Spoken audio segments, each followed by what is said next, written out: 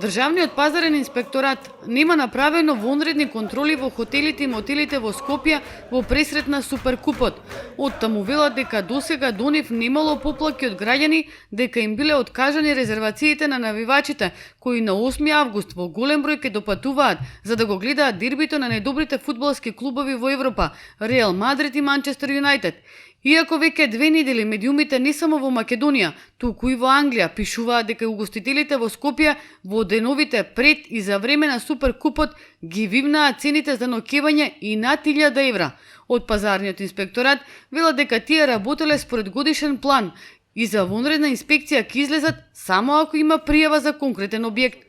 Во небрано се најдоа особено навивачите на Манчестер Юнајтед, кои во Скопје за Суперкупот ќе пристигнат во бројка од 8000 до 10000. Најголем дел од Англија, но и од целиот Балкан. Дел најверојатно ќе преспијат во локалните градови или околните држави, значи поблиску што се градовите. Настана проблем околу сместувачките капацитети на претходно резервирани соби и останато.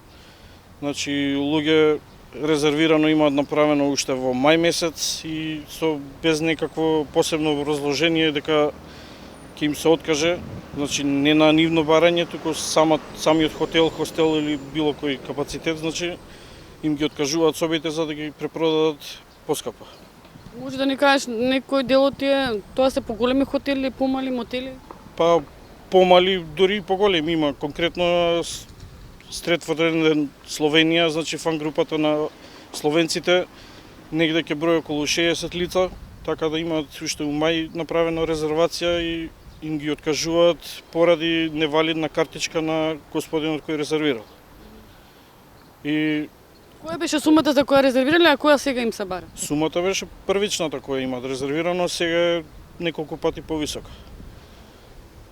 Им бараат самите да ја откажат, пошто они како за хотел станува збор, значи хотелот нема право да ја откаже, но нема ни да ја откажат словенците, значи контактира на амбасадата на Словенија и бевме информирани дека по службена должност они ќе си го решат целиот проблем. Добро, сега каде би се сместиле овие луѓе?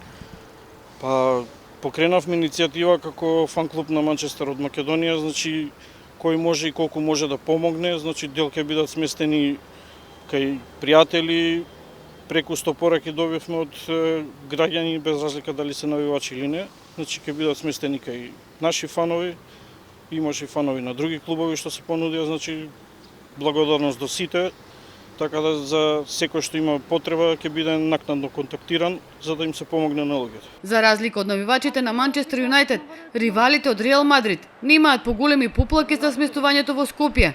Тие доаѓаат во далеку помал број, а како дестинација во која ќе преспијат ја одбрале Софија. И тие сакале да ноќеваат во Скопје, но кога ги слушнале цените, сепак се решиле за Бугарија, бидејќи таму цените на резервациите останале исти. Со клубот контактираме, подготовките за Суперкупот се во завршна фаза, од техничките и од подготовката на навивачките реквизити за надпреварот. Бројката не е дефинирана официјално. Некаде навивачи на Реал Мадрид околу 1500 би требало да бидат во Скопје. Навивачите на Реал Мадрид многу не сакаат да одат на гостувања. После сезоната која што имавме успешна изминатата, сигурно не би сакале да патуваат до Скопје. Нема директна линија, треба да се патува преку Софија. Шпанците не се љубители многу на малтретирање и порадо би го потрошиле времето на годишните одмори. Се пожалија дека има зголемување на цените. Голем дел ќе бидат сместени во Софија, после надпреварот заменуваат во Софија. До сега барања за обезбедување на сместување имаме, меѓутоа да се многу малку.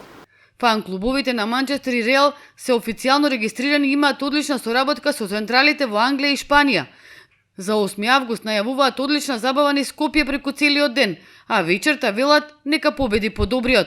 Љубителите на фудбалот и хотелиерите со душа го чекаат престижниот настан. Едните за да ги видат најскапите фудбалски ѕвезди, другите за да ги соголат нивните навивачи.